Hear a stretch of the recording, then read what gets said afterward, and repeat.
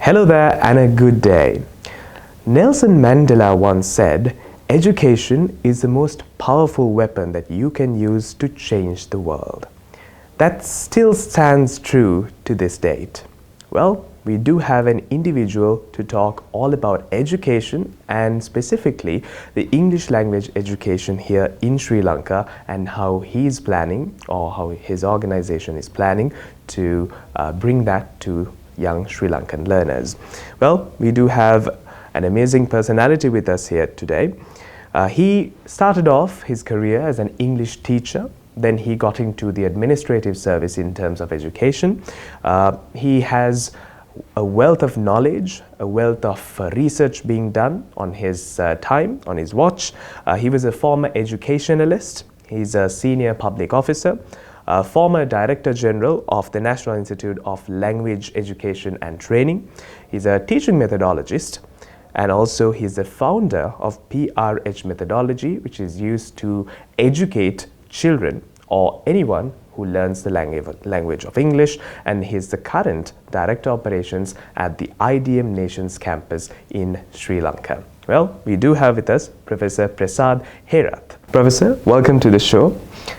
My first question to you would be, English as a language is quite prominent, I would say the most prominent all across the globe, because English is a language which is used in day-to-day communications all across the globe. And specifically as an Asian country, Sri Lanka, still as we evidently see, we haven't understood the importance of learning the English language or teaching it the right way to our students. What do you see as the issues currently pertaining to the current, in the current society? What do you see the issues to be? Actually, there are certain issues in this regard to language teaching in Sri Lanka.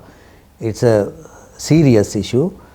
As same, there is another issue which is part from the learners' angle, because learners also have to be very active, interactive and conducive in learning English. Unfortunately, in Sri Lanka, there was an issue as mother tongue was the official language. It was a big issue. Up to 1956, in Sri Lanka, everywhere we could hear English language. But after that, of course, official language, native language was promoted as either Sinhala, and later on it became Tamil also as an official language.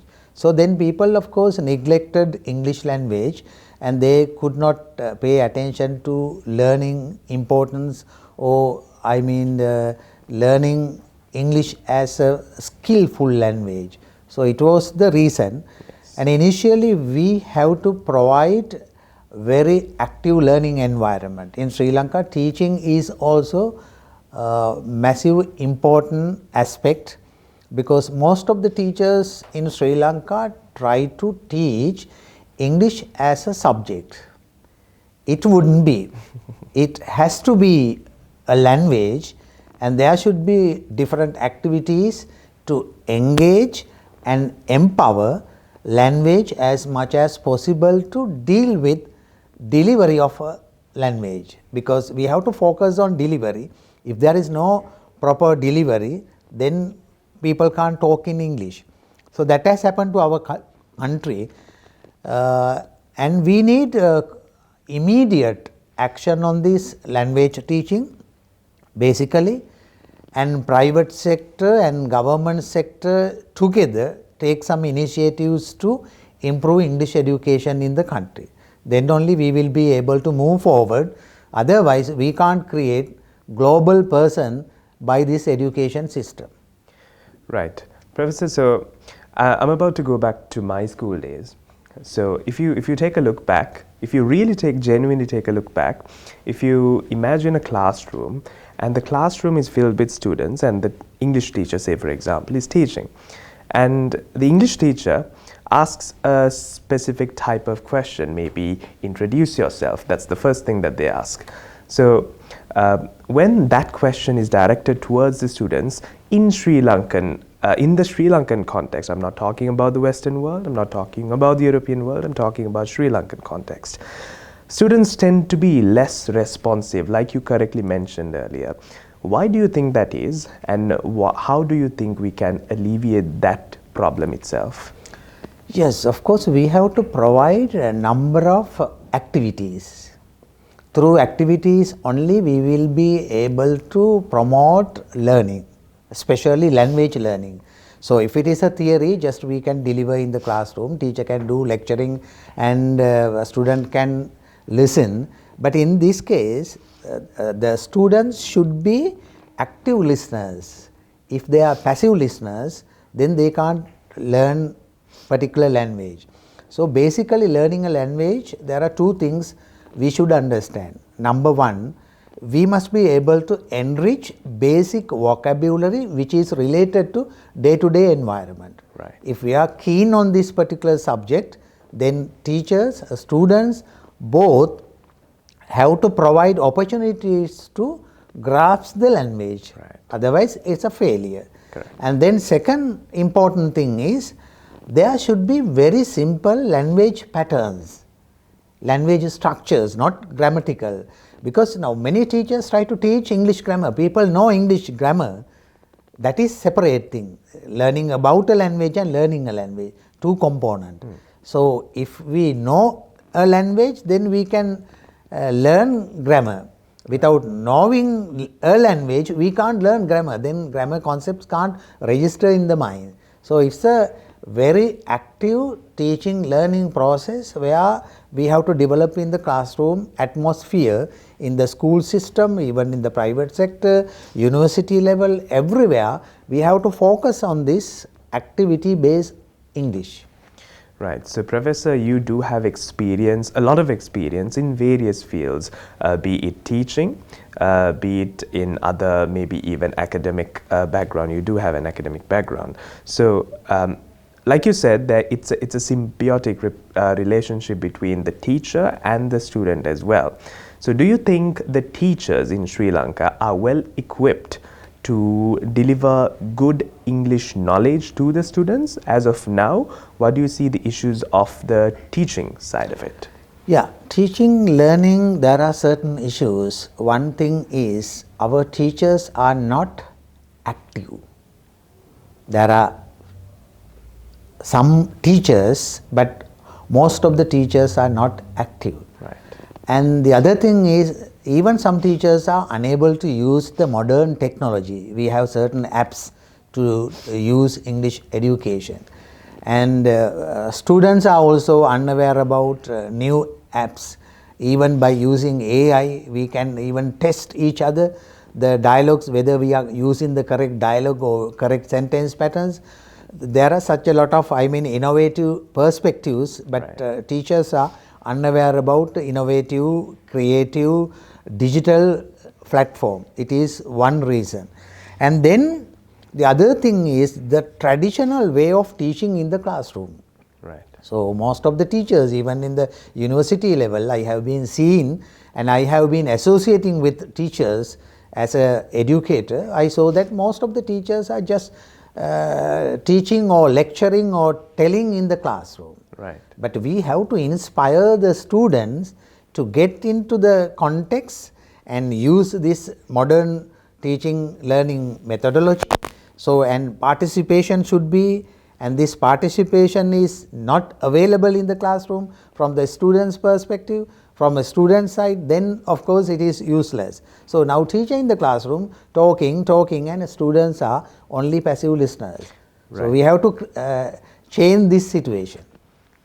That's a very important insight in terms of the education sector. Now, in the introduction, I did mention that Professor is a founder of a certain academic methodology. So I'll let the Professor yourself to explain what it is and the value that the students can gain from it.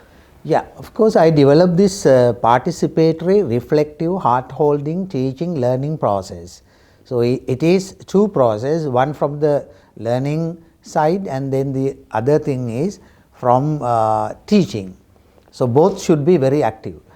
Participation means now students have to participate Right. actively with different activities, and then they have to take the language into heart, not into the brain. Now if you take the language into brain, what will do after the examinations, you will forget everything. That's right. But if you take the language, phrases, vocabulary into your heart, definitely in future students will use the same vocabulary, same phrases, very simple structures in day-to-day communication, and then they are perfect and they are confident enough to use the particular language. Right. So, like you said, a lot of teachers or educators try to teach by just telling the student what to do, and sometimes the traditional methods might be a little bit boring to learn English. So for me, for example, I did learn a lot of English through watching TV series, movies. Is that a viable option, Professor, or should you just stick to the traditional methods? What do you think? Yeah, of course, we have to avoid this traditional method, either classroom and then grammar learning and then the grammar translation method. So we have to avoid from those traditional methods, and we have to use, now we have a lot of opportunities. Right. We have to use media, digital media we can use, even print media we can use.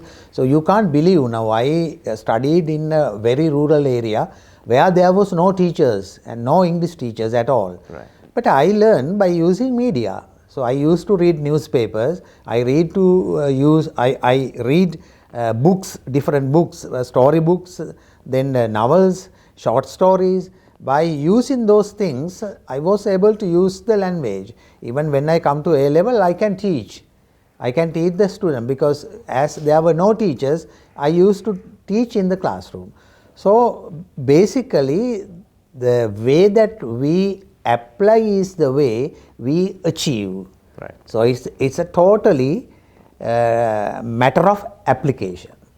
So if there is enough opportunities for language application, then definitely student will talk. Now see, some of the schools, they have their atmosphere created in English environment. Right. So then they used to speak in English. But some people, of course, when they move with general community, they don't use English with them. Right. So only the school or the classroom where they have to use the language, only classroom. So then in the society, if we don't have opportunity to talk in English, we have to create such opportunities and engage, explorate some sort of English language to sustain. So if we are not sustaining, definitely we can't survive in the society. Absolutely. Amazing insights once again. Now, to tell you the truth, Professor, still, if you look at the university sector now, you would have this suspicion when you go to university, be it states, be it private, still undergraduates do have problems presenting themselves in the language of English. They can perfectly express themselves in the mother language, Sinhala or Tamil, but they're still having problems of expressing themselves in English. So you, being an academically inclined person for very long and being here today, you are part of something which is currently ongoing, and an amazing or a big step has happened. Could you kindly elaborate on the organization that you are a part of, a little bit of an introduction to that and what you're planning to do? Yes, Sanal. I am proud to say that IDM Nation Campus has initiated this Cambridge English program throughout the country, and we will be signing the MOU and then authorization. So we are the sole authority of Cambridge to conduct English language training and examinations. Right. All over the country. Right. So now we have trained some sort of teachers. They will undertake this teaching, and then we will guide them to improve language capacity, because it should be spiritual capacity. Right. If there is no spiritual concept or quality of using a language, it will be a failure. So we will take initiatives to develop this language teaching and learning very effective and conducive in the classroom environment. So I know that IDM chairman is very keen on this English education, as he is also an educationist. He has initiated two perspectives together. One is vocational training, because vocational training is also very important for the country. Correct. As there are many job opportunities in overseas foreign countries if we are perfect in vocational training. So even today we have a lot of opportunities. We can go abroad if we have vocational training, at least level 4, NVQ level 4, or some sort of certificate for the children. So we will initiate both events together in BMICH coming 28th of this month, 10 o'clock to 12 o'clock. So Cambridge University representatives will be here.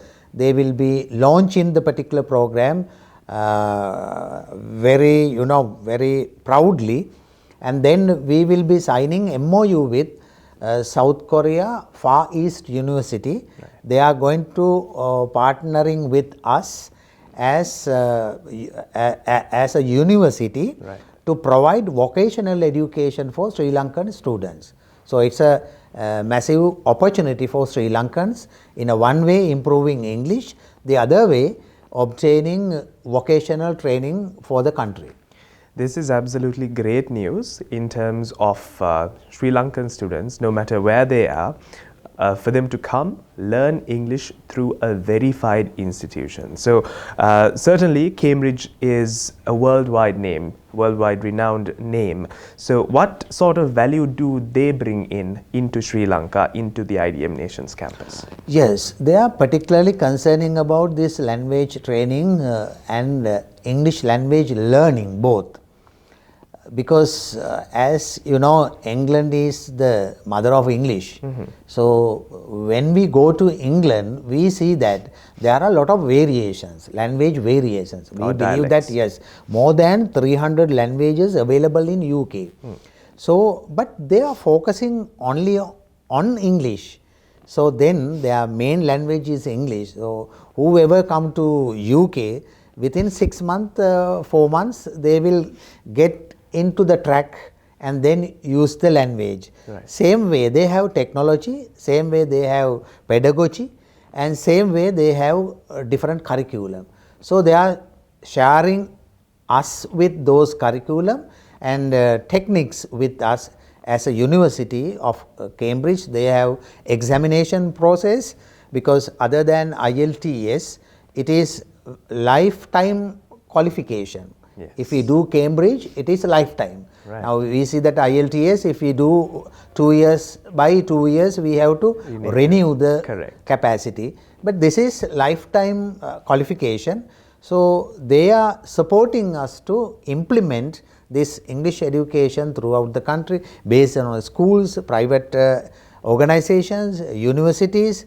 We will focus on this along with most of the Sri Lankan universities, and then government institutions, and NIE, National Institute of Education, also supporting us in this case to promote English education in the country.